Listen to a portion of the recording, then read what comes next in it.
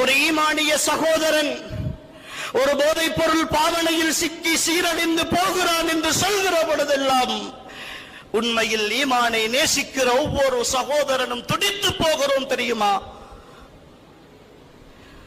எங்களால் செய்திகளாக கூட அதை படிக்க முடியவில்லை, செய்திகளாக கூட படிக்க முடியவில்லை. ஏனென்றால் நாளைய இந்த சமுதாயத்தின் இந்த மார்க்கத்தின் தூணாக உன்னைத்தான் நாங்கள் நினைத்திருக்கிறோம்.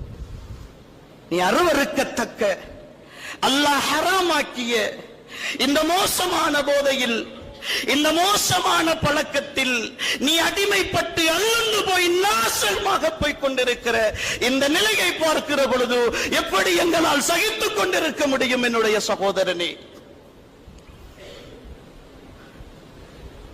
இந்த நம்பிக்கையோடு வாழ்ந்து கொண்டிருக்கிறோம் உறவுகளே, என்ன உணர்வோடு வாழ்ந்து கொண்டிருக்கிறோம்.